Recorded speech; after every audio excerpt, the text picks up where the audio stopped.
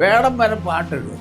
പിന്നെ അതിനകത്ത് പറഞ്ഞിട്ട് കാര്യമുണ്ടോ? ഈ കാഴ്ച എന്ന് പറയുന്ന സിനിമ തന്നെ ഇറങ്ങിയപ്പോൾ ഒരു മനുഷ്യനില്ലായിരുന്നു. എന്നിട്ട് എല്ലും മുട്ടവും കൊണ്ട് ലാബിൽ കൊടുക്കുക, ലാബിൽ നിന്ന് വെട്ടിയോടെ അത് അടിച്ചുകൊണ്ട് പോവുക, എന്നിട്ട് പോലീസുകാർ അതിൻ്റെ പുറകെ പോവുക.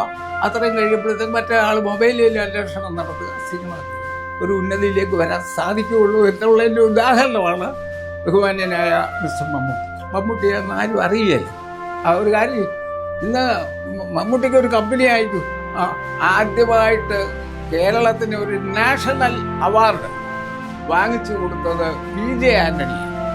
അതുകൊണ്ടാണ് തിലകൻ കൂടുതലും ആ കാലഘട്ടത്തിൽ സിനിമയിൽ ശോഭിക്കാതെ പോയത്. അങ്ങനെ അവർ പറഞ്ഞുകൊണ്ടിരിക്കുമ്പോഴും ഞാൻ ഈ നാടകവേദിയിലേക്ക് ഇങ്ങനെ പോയിക്കൊണ്ടിരിക്കുകയാണ്. നാടകവും അത് കൊള്ളാമല്ലോ.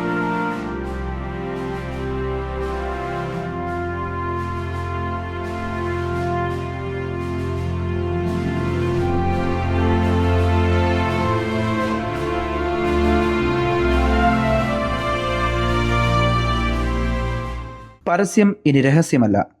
ഒരാശയം തുടങ്ങുമ്പോൾ മുതൽ അത് ലോകം കാണുന്നത് വരെ. Lalji, advertisers and printers. Cinema ലോകത്ത് സിനിമാ താരങ്ങളൊക്കെ തന്നെയും ഒരുപാട് കഷ്ടപ്പെട്ടും ഒരുപാട് യാതനയും വേദനയും അനുഭവിച്ചുമാണ് ഇന്ന് എത്തേണ്ട പൊസിഷനിൽ ഓരോ നടന്മാരും എത്തിയിരിക്കുന്നത്.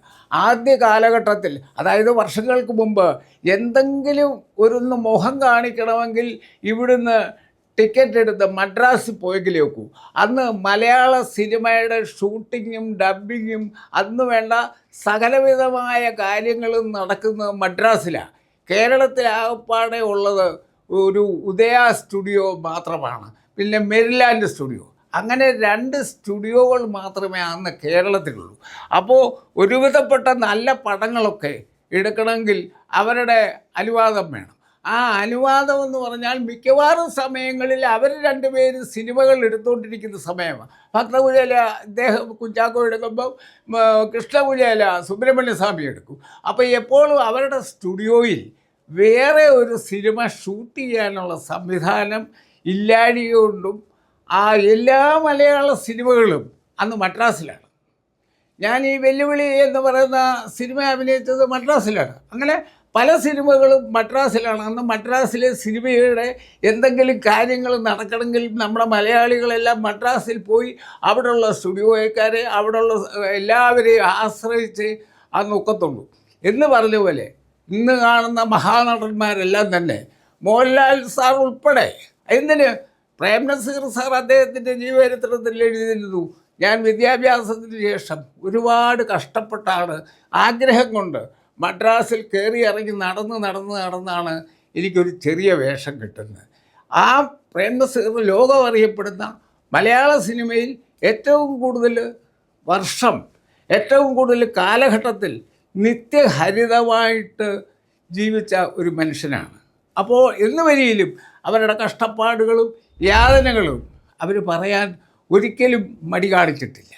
എന്ന് പറഞ്ഞ പോലെ NG സോമനും സുകുമാരനും ഒക്കെയുള്ളൊരു സിനിമ ആലപ്പുഴയിൽ ഷൂട്ടിങ് നടക്കുമ്പോൾ അവിടെ NG സോമൻ സാറിനെ കാണാനായിട്ട് മമ്മൂട്ടി സാർ വന്നു. അപ്പം അന്ന് ഇദ്ദേഹത്തിനെ ആരും അറിയുകയില്ല, മമ്മൂട്ടിയെന്ന് ആരും അറിയുകയില്ല. വന്ന് നിന്നപ്പോൾ സോമൻ വിളിച്ച, മമ്മൂട്ടി എന്തുകൊണ്ട് കയറുക, ഇരിക്കുക എന്ന് പറഞ്ഞു. അപ്പോൾ പറഞ്ഞു, വേണ്ട സാർ ഞാനിവിടെ നിന്നോ. ഇരിക്കണോ, പിന്നെ എന്തുകൊണ്ട് സിനിമയിൽ അഭിനയിക്കുന്നുണ്ടോ? അന്ന് അദ്ദേഹം അഡ്വക്കേറ്റായിട്ട് പ്രാക്ടീസ് ചെയ്യുന്ന കാലഘട്ടത്തിലാണ്. ഉടനെ പറഞ്ഞു, ഇതിനകത്തൊരു ചെറിയ വേഷം ഉണ്ടെന്ന് പറഞ്ഞു. അത് ശരി, എവിടെ അപ്പോൾ താമസമൊക്കെ, ആഹാരമൊക്കെ കഴിച്ചോ? ഇല്ല, ആഹാരം കഴിക്കണം. അതുകൊണ്ട് എവിടെ താമസിക്കുന്നു? അപ്പോൾ പറഞ്ഞു, ലൈൻ കെട്ടിടത്തിലാണെന്ന് പറഞ്ഞു. കാരണം അന്ന് ഈ ഗസ്റ്റ് ഹൗസൊക്കെ ആകുമ്പോൾ 1-2 മുറികളൊക്കെ കാണത്തുള്ളൂ. അതൊക്കെ ഇവർക്കൊക്കെ കൊടുത്തു കഴിഞ്ഞു. അപ്പോൾ ഇദ്ദേഹത്തിന് ചെറിയൊരു വേഷവും കാര്യമൊക്കെ ആണ് അന്നത്തെ കാലഘട്ടത്തിൽ അങ്ങനെയാണ്. അപ്പോൾ താമസിച്ചു. അപ്പോൾ ആരുണ്ട് കൂടെ? ആരുമില്ല, ഞാൻ ഒറ്റയ്ക്കാണ്. എന്നാൽ എന്നോട് പറഞ്ഞു, വാസുപിള്ളേ ഒരു കാര്യം, ഇന്ന് മമ്മൂട്ടിക്ക് ഒരു കമ്പനി അയക്കൂ. ശരി, അപ്പോൾ എന്നാൽ നിങ്ങൾ 2 പേരും കൂടെ കൂടിക്കോളാൻ പറഞ്ഞു. അങ്ങനെ ഞങ്ങൾ 2 കൂടെ ഞങ്ങളുടെ കുടുംബകഥകളും ഒക്കെ പറഞ്ഞ് അവിടെ ഇങ്ങനെ ഒരു രാത്രി കഴിഞ്ഞുകൂടി. പക്ഷേ വർഷങ്ങൾ കഴിഞ്ഞ് അദ്ദേഹത്തിൻ്റെ ജീവിതകഥ എഴുതിയപ്പോൾ എൻ്റെ പേര് മറക്കാതെ അന്ന് NG സോമൻ ചേട്ടൻ്റെ കൂടെ ഉണ്ടായിരുന്നത് പുത്തില്ലം ഭാസി എന്ന് പറയുന്ന അദ്ദേഹത്തിൻ്റെ ഒരു സുഹൃത്തും അദ്ദേഹത്തിൻ്റെ കൂടെ നാടകങ്ങളിൽ അഭിനയിക്കുകയും ചെയ്തിട്ടുള്ള ഒരു ദേഹമായിരുന്നു. അങ്ങനെ ഒരു സ്മരണയായിരുന്നു ഞങ്ങൾ ഒരു രാത്രി ഒരുമിച്ച് ഞങ്ങളുടെ കഥകൾ പറഞ്ഞ് ഞങ്ങൾ കഴിഞ്ഞു കൂടിയത്. അപ്പോൾ അതിൻ്റെ കാലഘട്ടം പറഞ്ഞപ്പോൾ ചെറിയ ഒരു വേഷം അഭിനയിക്കാൻ വന്ന അദ്ദേഹം ഇന്ന് മലയാള സിനിമയിലെ അതുല്യനായ പ്രഗത്ഭനായ ഒരു താരമായിട്ട് മാറിയിരിക്കുക. അപ്പം പറഞ്ഞു വന്നത്, നമ്മൾ സിനിമാ ലോകമല്ല ഏത് ഫീൽഡായാലും പ്രവർത്തനം കൊണ്ടും പ്രയത്നം കൊണ്ടും മാത്രമേ ഒരു ഉന്നതിയിലേക്ക് വരാൻ സാധിക്കുകയുള്ളൂ എന്നുള്ളതിൻ്റെ ഉദാഹരണമാണ് ബഹുമാന്യനായ മിസ്റ്റർ മമ്മൂട്ടി. ഞാൻ നാടകം അഭിനയിക്കുന്ന കാലഘട്ടത്തിൽ നാടകങ്ങൾ സംവിധാനം ചെയ്യുകയും അതിൽ ഗംഭീരമായ രീതിയിൽ അഭിനയിക്കുകയും ചെയ്ത ഒരു മഹാനായിരുന്നു തിലകൻ. നിർമാല്യം എന്ന് പറയുന്നൊരു സിനിമ MT വാസുദേവൻ നായർ സംവിധാനം ചെയ്തു. അദ്ദേഹത്തിൻ്റെ ആയിരുന്നു നിർമാല്യം. ആ നിർമാല്യം എന്ന് പറയുന്ന സിനിമയിൽ വെളിച്ചപ്പാടായിട്ട് അഭിനയിച്ച് ആദ്യമായിട്ട് കേരളത്തിന് ഒരു നാഷണൽ അവാർഡ് വാങ്ങിച്ചു കൊടുത്തത് PJ ആൻ്റണിയാണ്. PJ ആൻ്റണിയുടെ കൂടെ സന്തത സഹചാരിയായിരുന്നു ഈ തിലകൻ. കാരണം നാടകങ്ങൾ ധാരാളം എഴുതിയിട്ടുള്ള ഒരാളാണ് PJ ആൻ്റണി. ആ PJ ആൻ്റണിയുടെ മനസ്സിൽ കാണുന്ന നാടകങ്ങളും അദ്ദേഹം പറഞ്ഞു കൊടുക്കുന്ന ഡയലോഗുകളും എഴുതുകയും അതിനെ ശരിയായ രീതിയിലത് വിവർത്തനം ചെയ്യുകയും ചെയ്യുന്നതാണ് അദ്ദേഹത്തിൻ്റെ കൂട്ടുകാരുന്ന തിലകനായിരുന്നു. അതുകൊണ്ടാണ് തിലകൻ കൂടുതലും ആ കാലഘട്ടത്തിൽ സിനിമയിൽ ശോഭിക്കാതെ പോയത്, സിനിമയിൽ വരാനും ഒക്കാതെ പോയത്. ആൻ്റണി ആശാൻ്റെ കൂടെ നടന്ന് PJ തിയേറ്റേഴ്സ് എന്ന് പറഞ്ഞൊരു തിയേറ്റർ ഉണ്ടാക്കി PJ ആൻ്റണിയും തിലകനും കൂടെ ഒരുമിച്ച് അഭിനയിച്ച് അങ്ങനെ നടന്നപ്പോൾ ആൻ്റണി ആശാൻ മരിച്ചു. അതിനുശേഷം ആ തിയേറ്റർ തിലകൻ്റെ സ്വാധീനത്താൽ തിലകൻ കുറച്ച് നാൾ കൊണ്ടു നടന്നു കഴിഞ്ഞ് ആ തിയേറ്റർ അങ്ങ് നിന്നുപോയി. ഞാൻ തിലകനും ഒക്കെ ആയിട്ട് 2-3 വർഷം അഭിനയിച്ചിട്ടുണ്ട് ഗീതയിൽ. അതിനകത്ത് മണ്ണെന്ന് പറഞ്ഞ നാടകം PJ ആൻ്റണി ആശാൻ്റെ ആയിരുന്നു. അത് മുഴുവൻ ഗീതയിൽ സംവിധാനം ചെയ്ത് തിലകനാണ്. ആൻ്റണി ആശാൻ ഒടുവിൽ 1-2 ദിവസം ആ നാമധേയത്തിൽ ആ പേര് വെക്കുന്നതുകൊണ്ട് സംവിധാനം PJ ആൻ്റണി എന്ന് വെക്കും, സംവിധാനം ഒരു ചാച്ചപ്പൻ നോക്കും. അതിൻ്റെ ഓണറ പുള്ളിയായിട്ട് പുള്ളിയുടെ പേരാണ് വെക്കുന്നത്. പക്ഷെ സംവിധാനം ചെയ്യുന്ന തിലകനാണ്. ആ തിലകൻ്റെ പേര് ആൻ്റണി ആശാൻ അവസാനം അദ്ദേഹം എഴുതിയ നാടകം എങ്ങനെ ഉണ്ടെന്ന് കാണാനായിട്ട് 3-4 ദിവസം റിഹേഴ്സലിന് വന്നിരുന്ന് കറക്റ്റ് ചെയ്യും.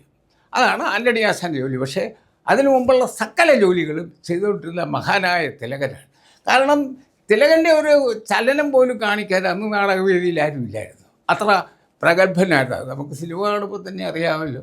പെരുന്തച്ചൻ എന്ന് പറഞ്ഞ സിനിമയിൽ പെരുന്തച്ചനായിട്ട് അഭിനയിച്ചത് എത്ര പ്രഗത്ഭനായ ഒരു, അതുപോലെ നിരവധി തിലകൻ്റെ ഒരു വേഷങ്ങളും സിനിമയിൽ മോശമായിട്ടില്ല.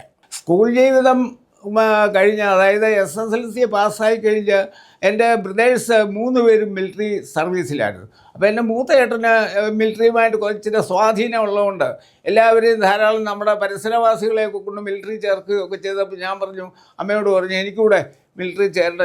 അപ്പോൾ പറഞ്ഞു അവനെ 6 മാസമായി ടൈപ്പും ഒക്കെ പഠിക്കട്ടെ അമ്മ, അവനെ കൊണ്ടുപോകാമെന്ന് പറഞ്ഞു. അങ്ങനെ ഞാൻ ടൈപ്പും ഷോർട്ട് ഹാൻഡും ഒക്കെ പഠിച്ചെങ്കിലും എനിക്ക് ഈ കലാവാസന ഉള്ളതുകൊണ്ട് ഞാൻ അന്ന് നാടകം കളിക്കാൻ പോകുമായിരുന്നു. പിന്നെ ഒരുപാട് കൃഷികാര്യങ്ങളും അതും ഇതുമൊക്കെ ഉണ്ട്. അപ്പോൾ പറഞ്ഞു, ഞങ്ങൾ 3 പേരായാലും മിലിറ്ററിയിലുണ്ട്, ഇഷ്ടം പോലെ പൈസ അയച്ചു കൊടുക്കുന്നുണ്ടോ, അവനെ കൂടെ ഇനിയും പട്ടാളത്തിൽ കൊണ്ട് ചേർത്താൽ നിങ്ങൾക്ക് പ്രായമായില്ലേ അച്ഛനും അമ്മയ്ക്ക്, ഇനി എന്തെങ്കിലും സംഭവിച്ചാൽ അത് വലിയ പ്രയാസമാണ്, എല്ലാവരും കൂടെ പട്ടാളത്തിൽ ചേരണ്ട, അവരിവിടെങ്ങാനും ഒരു ജോലി വല്ലതും തരപ്പെടുത്തിട്ടെന്ന് പറഞ്ഞു. അങ്ങനെ അവർ പറഞ്ഞുകൊണ്ടിരിക്കുമ്പോഴും ഞാൻ ഈ നാടകവേദിയിലേക്ക് ഇങ്ങനെ പോയിക്കൊണ്ടിരിക്കുകയായിരുന്നു. അപ്പോൾ അമ്മയ്ക്ക് തീരെ വയ്യാതെ വന്നപ്പോൾ എവിടെയെങ്കിലും ഒരു കല്യാണം കഴിക്കണമെന്ന് ആലോചിച്ചു.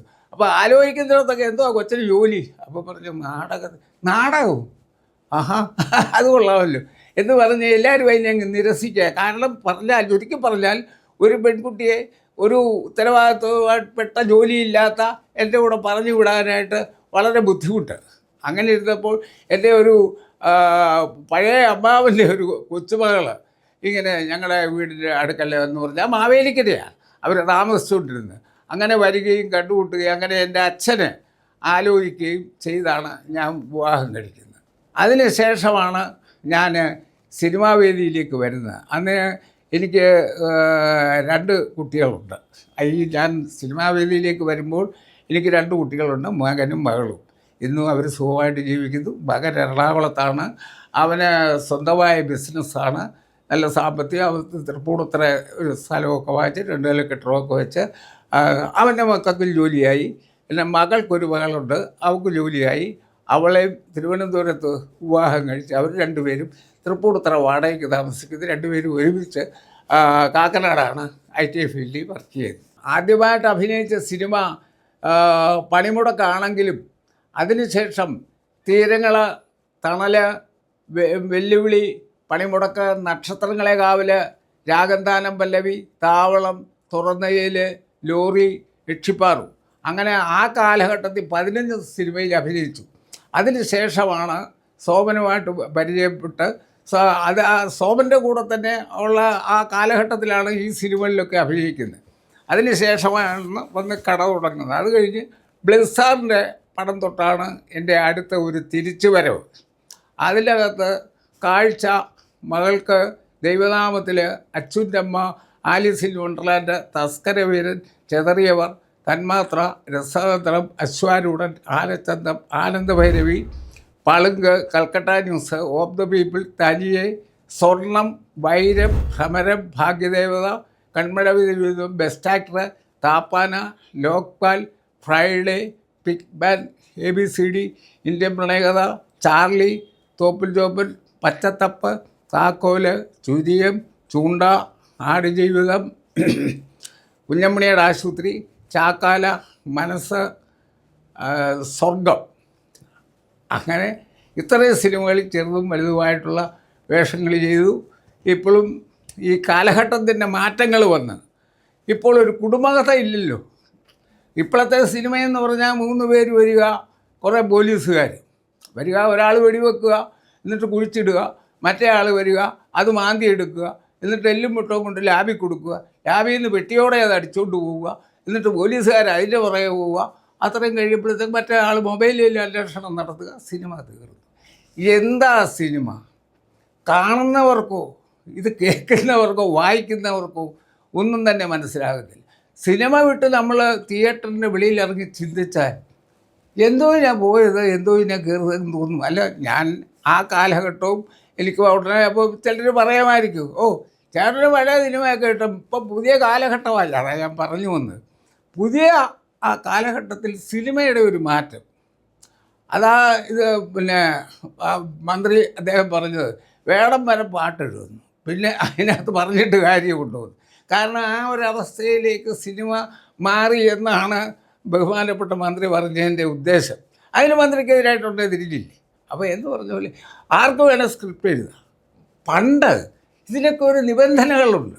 സ്ക്രിപ്റ്റ് ഇറ്റാരുടെ സ്ക്രിപ്റ്റ് വേണം, വയലാറിൻ്റെ ഗാനങ്ങൾ വേണം, ഇല്ലേ ഭാസ്കരൻ മാസ്റ്ററുടെ വേണം, ഇല്ലെങ്കിൽ തമ്പിസാറിൻ്റെ വേണം.